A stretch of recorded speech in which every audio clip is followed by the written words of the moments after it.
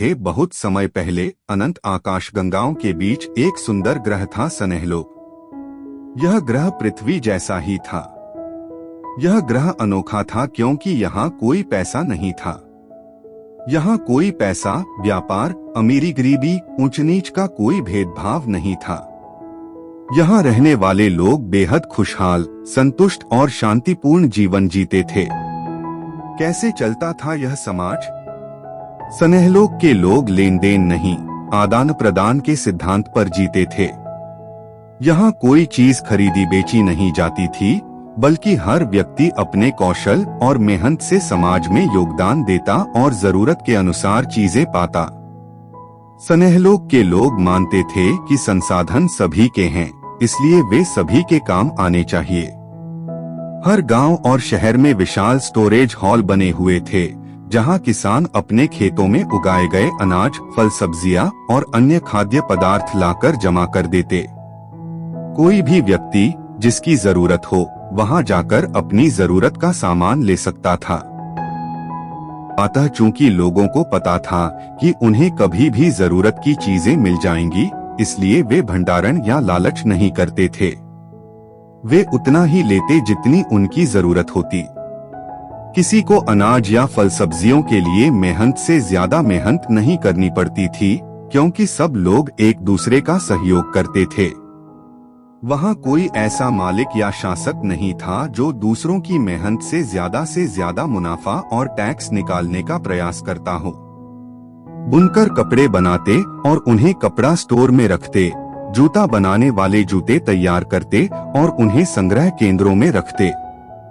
यह प्रक्रिया हर जीवन उपयोगी वस्तु के लिए थी। किसी को कुछ खरीदना नहीं पड़ता था, बस जरूरत के अनुसार जाकर चीजें ले लेनी होती थीं। हर इंसान जानता था कि अगर उसने अपनी जरूरत से ज्यादा लिया तो किसी और की जरूरत पूरी नहीं होगी। यहाँ कोई रियल एस्टेट बिजनेस नहीं था। जरूरत के हिसाब से लोग अपने घर बनाते थे और यदि कोई घर बदलना चाहता तो उसे आसानी से नया घर मिल जाता।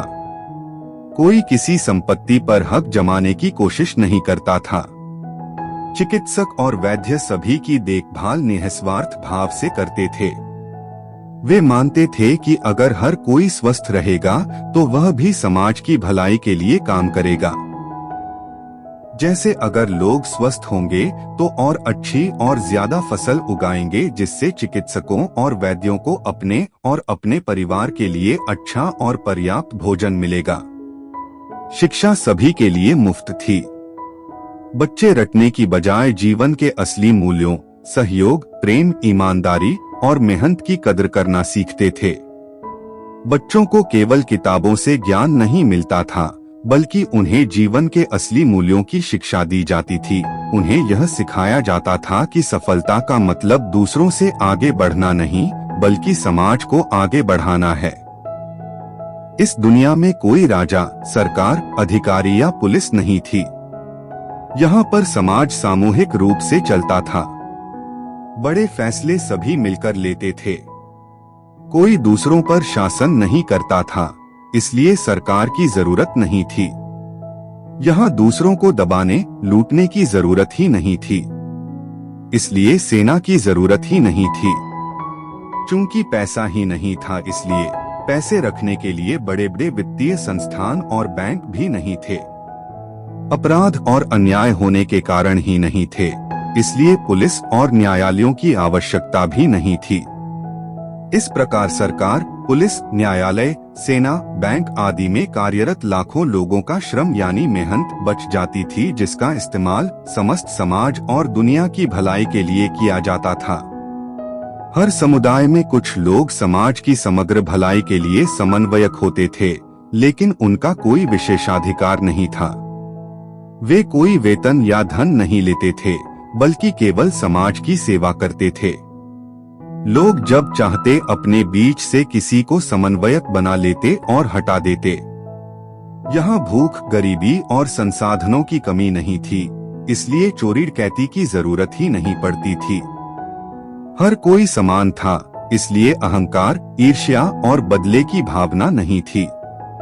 क्योंकि इस दुनिया में पैसे के लिए नहीं लोगों और समाज के लिए मेहनत की जाती थी, और बदले में उस दुनिया में जो भी होता था उसका उपयोग करने की सभी को स्वतंत्रता थी।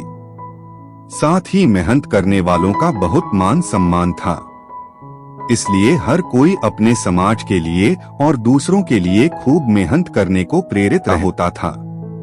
फिर भी उसे ज्यादा काम नहीं करना पड़ता था, जिससे जो समय बचता वह अन्य अच्छे कामों में उपयोग किया जाता।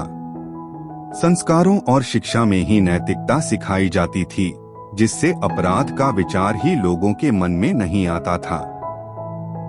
स्नेहलोक के लोग मानते थे कि अगर दुनिया खुशहाल होगी तो उस दुनिया में रहने वाला हर व्यक्ति अपने आप ही खुशहाल हो जाएगा। उन्होंने देखा था कि पैसों पर आधारित समाज में हर व्यक्ति सिर्फ अपना भला सोचता है।